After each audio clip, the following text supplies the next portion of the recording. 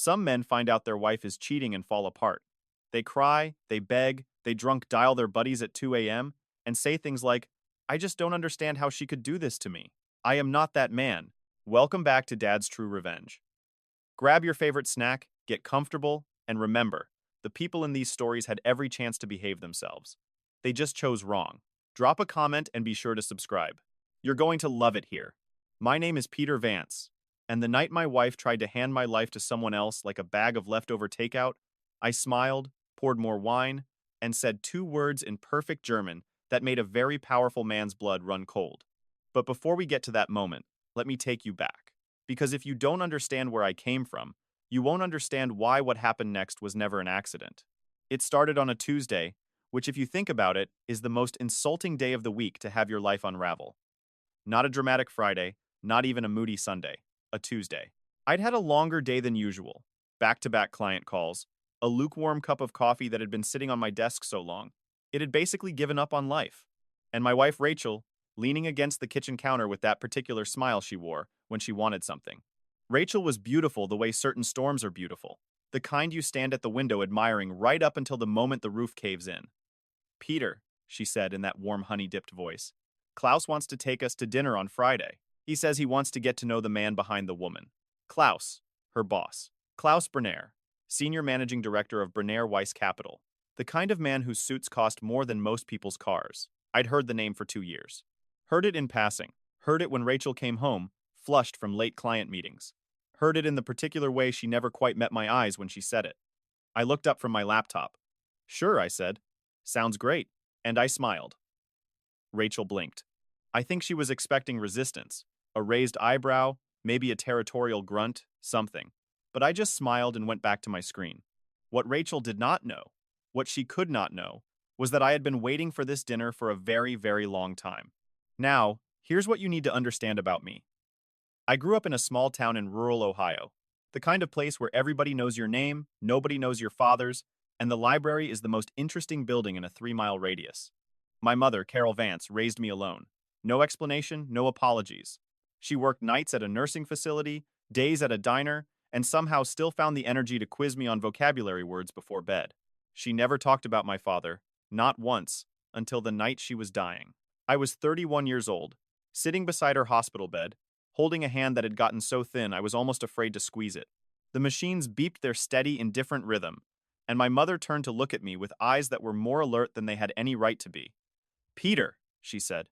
Her voice was barely a whisper. There are things I should have told you. Mom, you don't have to hush. She never lost that. Even dying, she could still hush me with surgical precision. Your father's name is Gerald Briner. I went very still. He was a visiting lecturer at the university. We were young.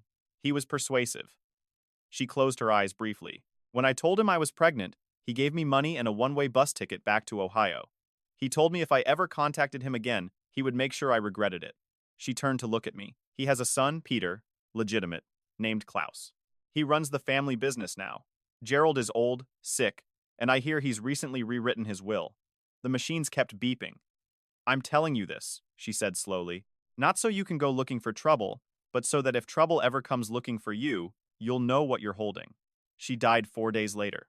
I spent the next 6 months doing what I do best, research. I am professionally speaking a forensic financial analyst, which is a fancy way of saying companies pay me to find the money other people think they've hidden. I am very good at following threads, and Gerald Brenner had left a lot of threads. Here's the short version.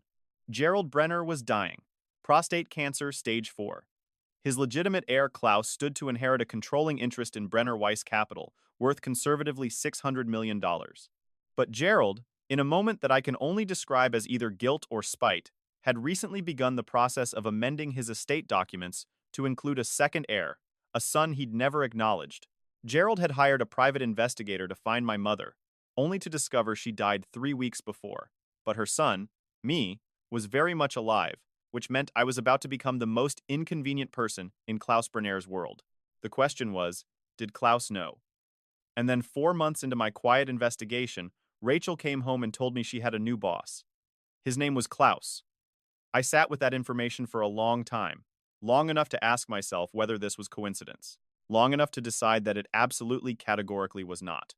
So I did what any rational person would do. I said nothing. I smiled. I waited. Friday came dressed like it had somewhere important to be. The restaurant was the kind of place that didn't have prices on the menu. Not because they forgot, but because if you needed to ask, you probably shouldn't be there. Dark wood paneling, candlelight, a sommelier who moved through the room like he was walking on carpet no one else could see. Klaus was already seated when we arrived. He stood when he saw Rachel, and the way he stood, the slight lean forward, the warmth that flickered across his face before he composed it, told me everything I needed to know about what was happening between them. He was tall, silver-haired, with a kind of jaw that probably had its own LinkedIn profile. He extended his hand to me with a broad, generous smile. Peter, I have heard so much about you. The German accent was light, barely there. He'd clearly worked to sand it down. All good things, I hope, I said. Of course. His eyes said, You poor, oblivious man. I shook his hand firmly and smiled back. My eyes said, Absolutely nothing. We sat. We ordered. The conversation flowed the way conversations do when two people are performing for a third. Lots of laughter, lots of warmth, lots of careful avoidance of anything real. Rachel was luminous. She touched Klaus's arm twice when she laughed. She touched my arm 0 times. I ate my sea bass. I asked Klaus polite questions about the markets. I refilled everyone's wine. And then right there between the entree and the dessert menu, Rachel placed her hand over her stomach.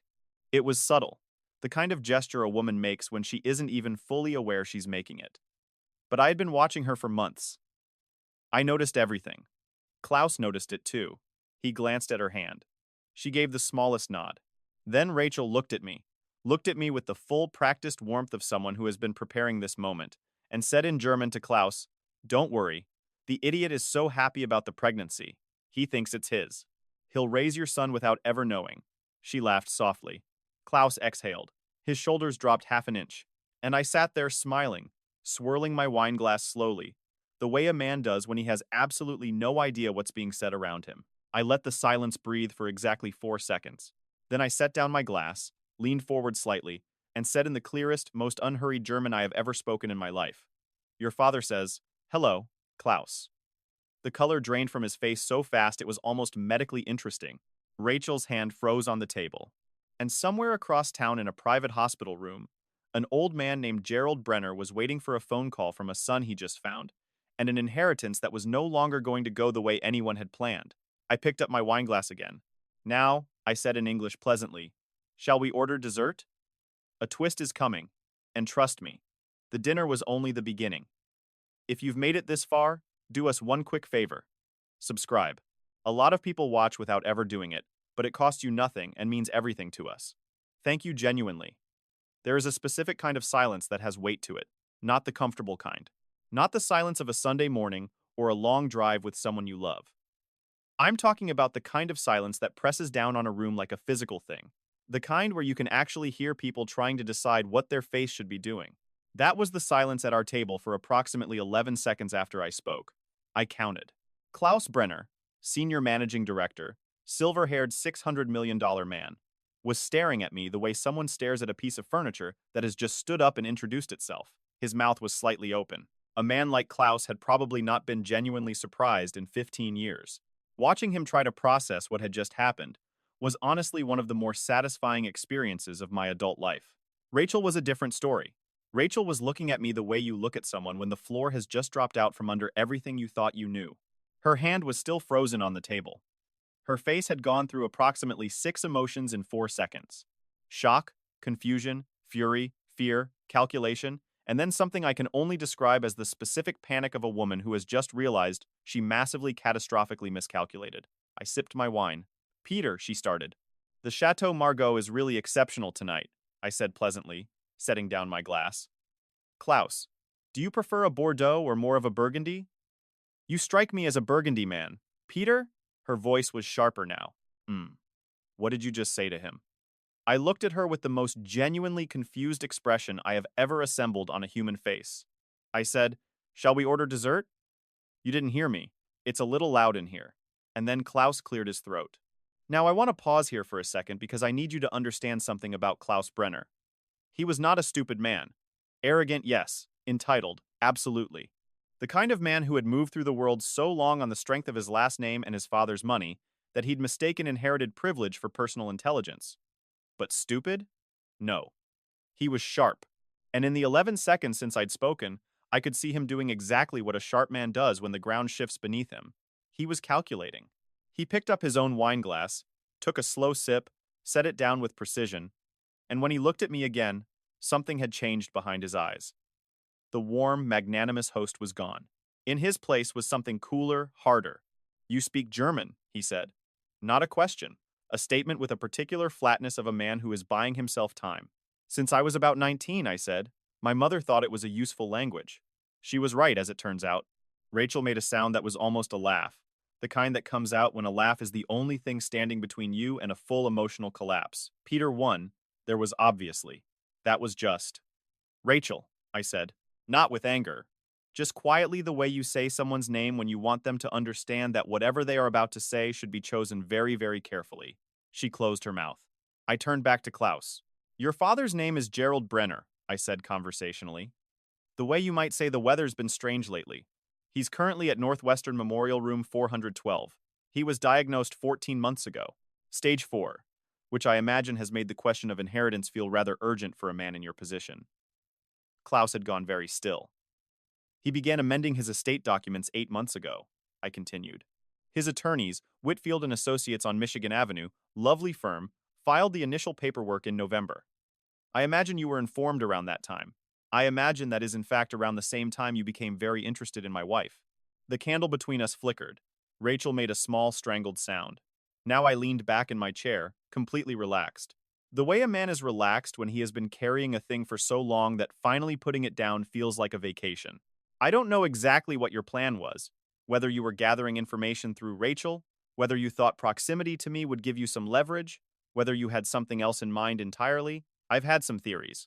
I tilted my head slightly. "I've also had about 6 months to look into your finances, your legal filings, your corporate structure, and 3 offshore accounts that your own board of directors would find quite interesting." Klaus sat down his wine glass. "I'm not here to threaten you," I said, and I meant it. That's not what tonight is. Tonight is just an introduction, a proper one this time, without the performance. I gestured lightly between the three of us. "So, now that we all know what we know, shall we have an honest conversation?" What happened next is something I have replayed in my mind more times than I can count. Rachel started crying. Not the delicate cinematic kind of crying. The real kind, sudden, ugly, genuinely uncontrollable. The kind that comes out of a person when the version of themselves they've been maintaining finally cracks straight down the middle. She pressed her fingers to her mouth and her shoulders shook. And for a moment, just a moment, I felt the thing I had spent 6 months carefully not feeling. Because here is the truth about Rachel, and it is a truth I am not proud to admit. I had loved her genuinely. The kind of love that sneaks up on you while you're busy being sensible, while you're splitting a terrible pizza at midnight and laughing at something that wasn't even that funny, while you're sitting in the car in the driveway because the song on the radio is too good to get out for. That kind of love. The embarrassing kind. I had loved her.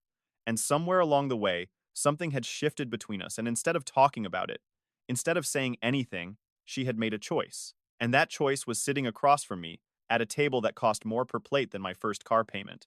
I looked at her for a long moment. Then I looked away. "The baby," I said quietly, still not looking at her. "Is it actually his?" A pause. "Peter. Rachel. Yes or no?" She wiped her face. Her voice when it came was so small it barely made it across the table. "I don't know." I nodded slowly. I had prepared myself for that answer. I had prepared myself for every answer. What I had not fully prepared myself for was the way it would feel to hear it in her voice, quiet and ashamed and genuinely lost. I picked up my water glass and drank from it. Then I set it down. "Okay," I said. Klaus had been silent through all of this, which told me a great deal about him. A man who cared about Rachel, genuinely beyond strategy, would have said something, would have leaned forward or reached for her hand, or at the very least looked uncomfortable in a human way. Instead, Klaus Briner had been sitting with the particular stillness of a man, running numbers, assessing, adjusting his position. He confirmed everything I needed to know about him in his silence. "What do you want?" he said finally. His voice was even almost impressive. "That's a big question," I said. "You clearly didn't come here to make a scene," he said. "You could have done that months ago. You've been building to something." So, he straightened slightly in his chair. "What is it?" I looked at him for a long moment.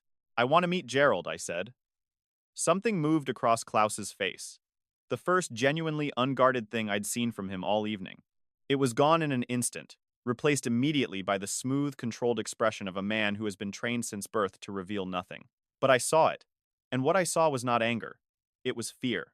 That's not possible, he said. He's my father, I said simply. He absolutely does. I said he hired investigators to find my mother 18 months ago. He found out she was gone. He found out about me. That's why the will is being amended, Klaus. Why do you think he's changing it? I paused. The question isn't whether Gerald knows I exist. The question is whether he's going to get the chance to do something about it before his attorneys finish their work. Klaus said nothing, but his jaw was doing something very specific. The tight, controlled flex of a man holding something back by the grip of his back teeth. I'm not trying to take anything from you, I said. And this too, I meant. I'm not interested in money. I'm not interested in the company. What I'm interested in is sitting in a room with a dying old man and hearing the truth about where I came from.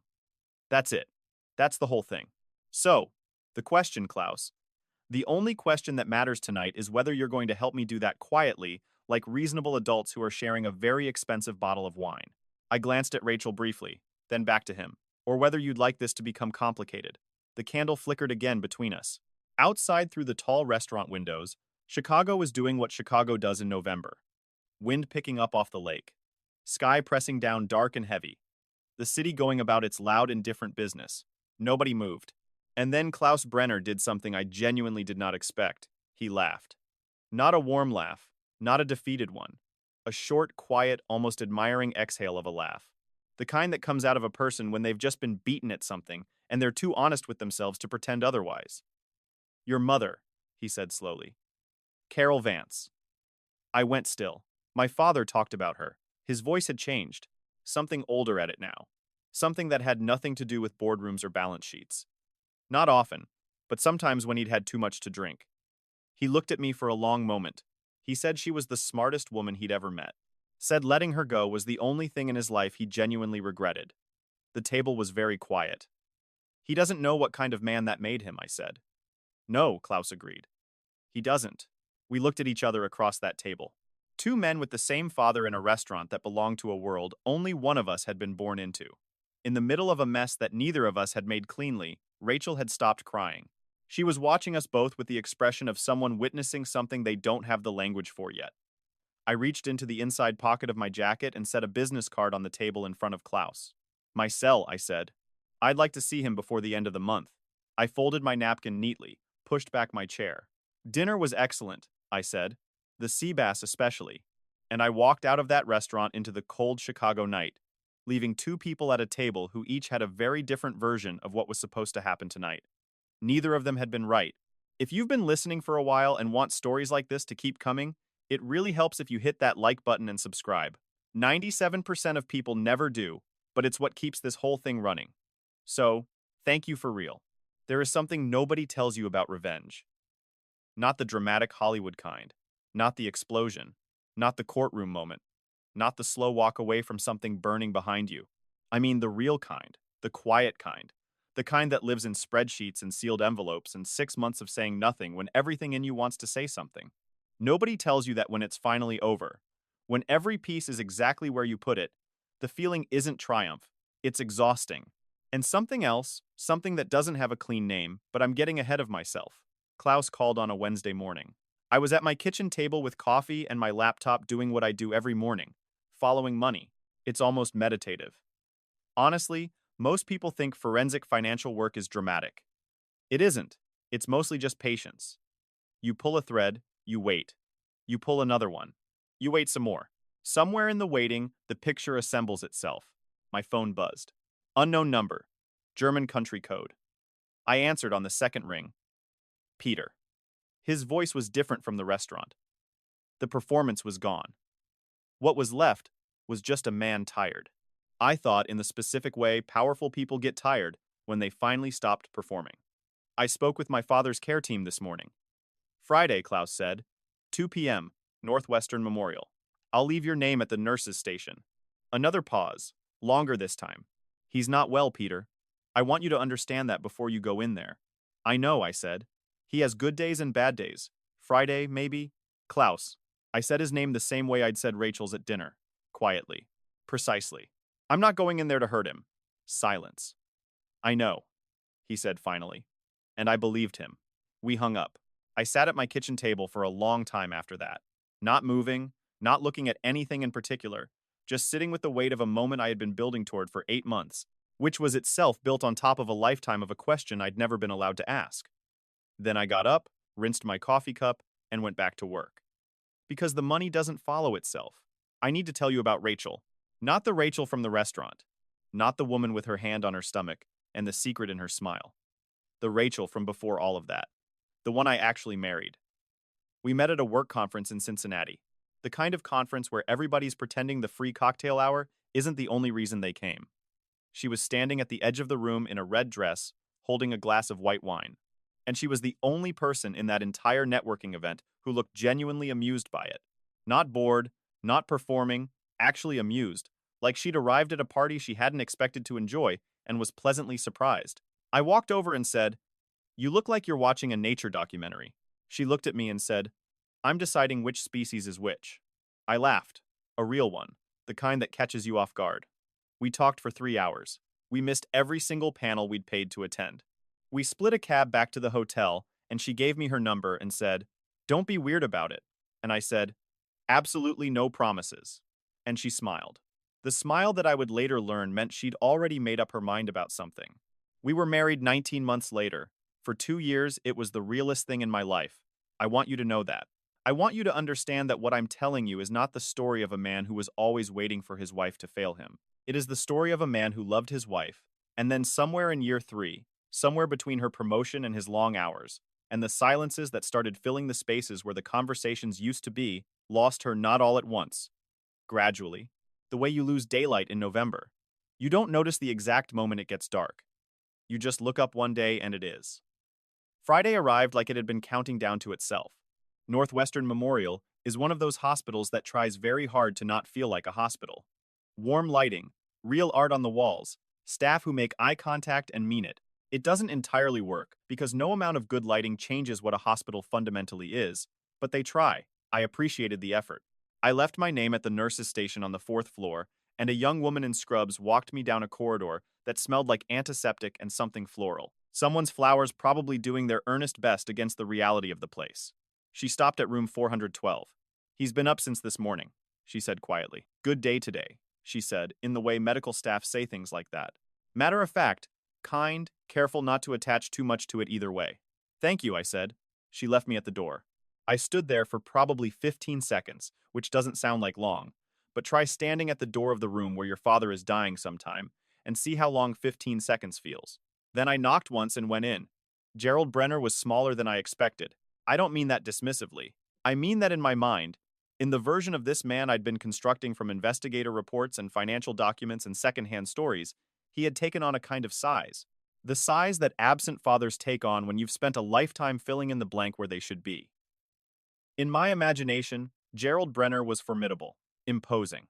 The man in the bed was 73 years old, thin in the way illness makes a person thin, with white hair and hands that lay on the blanket with the careful stillness of something fragile. He had an IV line in his left arm and a tablet on the tray beside him that was open to a chess game he'd apparently been playing against himself. But his eyes were sharp, clear, deeply, piercingly alert in a way that made the rest of him feel like a temporary condition. He looked at me for a long moment, and then he said in a voice rougher than I expected, but steadier, "You have your mother's jaw." "Sit down, son," he said. "Please." It was the word son that did it. Not dramatically. I didn't fall apart. I didn't make a scene. I'm not built for scenes. But something in my chest did a thing it had never done before. A kind of slow, involuntary release. Like a breath held for 31 years finally. Finally letting go. I sat down. We talked for 2 hours. I'm not going to give you every word of it because some things belong only to the room they happened in. But I will tell you the shape of it. He told me about my mother, about the university, about the spring semester of 1991, about a woman who argued with his entire thesis on Keynesian economics in front of a lecture hall full of students, and was so ferociously, effortlessly right that he'd been in love with her before she'd finished her second sentence. He told me about his fear, the coward's calculus of a young man for money who couldn't imagine what it would cost him to do the right thing. He told me about the investigator he'd hired, and the morning he found out Carol Vance had died and what that morning had felt like. I have been a man of considerable means my entire life, he said at one point, looking at his hands, and I have made a remarkable number of poor decisions with it. You don't have to do this, I said. I know I don't. He looked up at me. I want to. There's a difference at my age between the things you do because you must and the things you do because you still can. A pause. There aren't many of the second kind left. I nodded. Then he said, What do you know about my son? And something in his tone made me go carefully still. What would you like me to know? I said. He studied me for a moment. Then he reached over to the tray beside him, slowly deliberate, and picked up a sealed envelope. He held it for a moment without giving it to me. Klaus is a talented man, he said. He has run this company capably for 6 years. He is disciplined, strategic, and competent. A pause. He is also being investigated by the SEC for fraudulent misrepresentation of fund performance to institutional investors. Has been for approximately 8 months, Gerald continued. His attorneys have been managing it quietly. He looked at me over the envelope. Do you understand what I'm telling you? I understood exactly what he was telling me. Klaus hadn't been pursuing Rachel because of the inheritance, or not only because of it. He'd been building something else, a different kind of insurance. A forensic financial analyst with a spotless professional record, married to his key employee, closely connected to the Brenner family. That was a very particular kind of asset if things went sideways with regulators. The kind of asset you might want firmly in your orbit before the walls started closing in. I had not been the mark. I had been the plan B. He doesn't know, you know, I said. No, said Gerald. And the will. The amendment stands, he said simply. Regardless of what Klaus has done or hasn't done, you are my son. That doesn't have conditions. He set the envelope on the tray and pushed it gently toward me. This is a letter to you written by me, witnessed by my attorneys, explaining the full truth of your parentage and my intentions. It is not about money. You may do with it whatever you choose. I looked at the envelope. Why are you telling me about the SEC? I asked. He settled back against his pillows. Something passed through his eyes. Tiredness, maybe, grief of a particular variety. Because you are the only person in my life right now, he said quietly, who has absolutely nothing to gain from lying to me. I left the hospital at 4:15. I sat in my car in the parking garage for a long time. The sealed envelope on the passenger seat beside me, the city doing its oblivious Friday thing outside. Horns, wind, the distant sound of a train. I thought about my mother quizzing me on vocabulary words.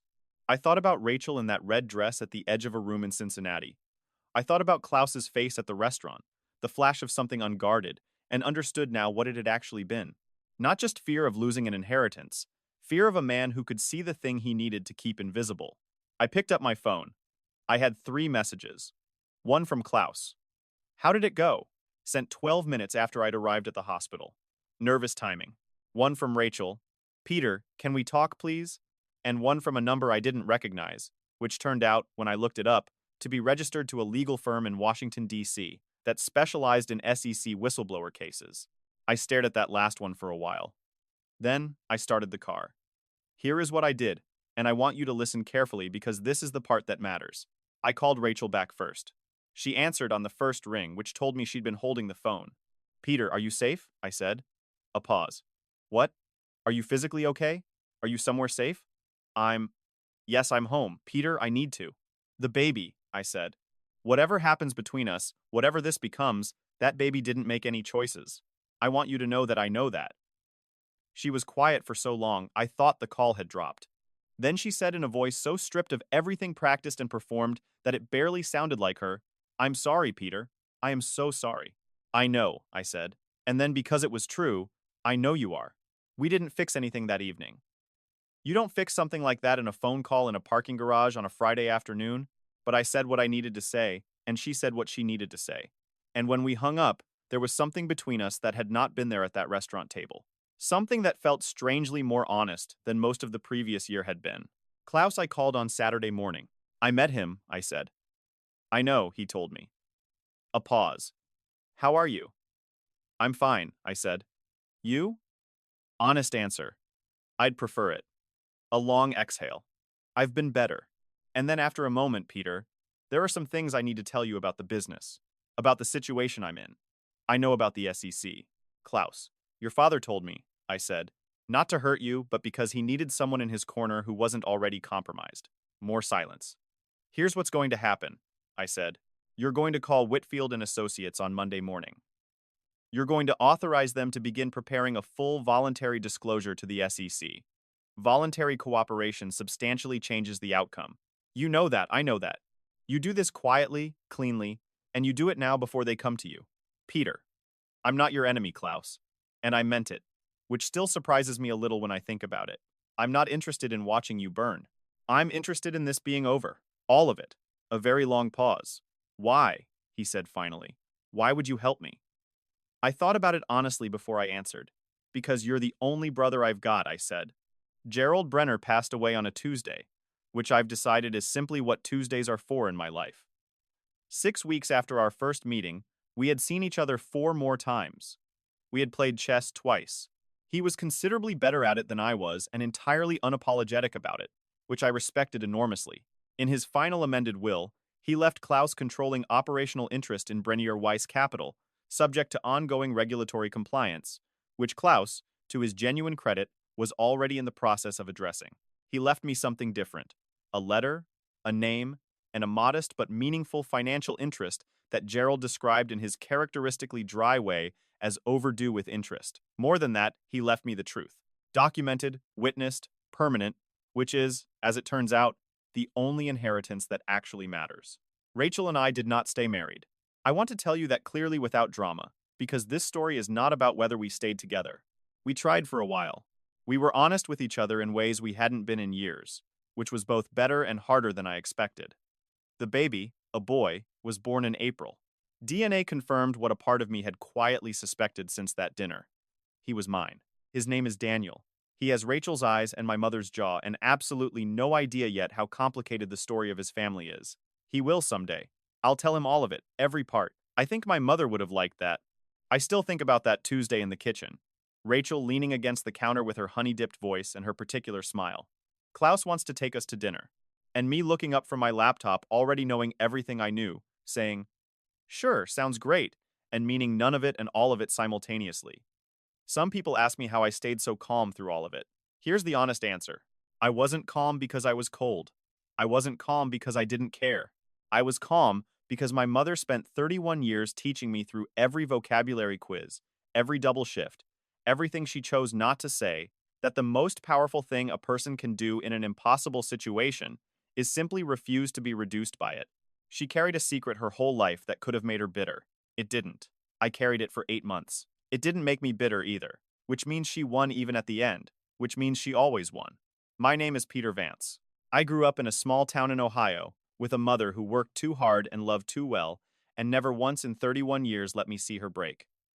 I found my father. I found my brother. I lost my marriage and found my son.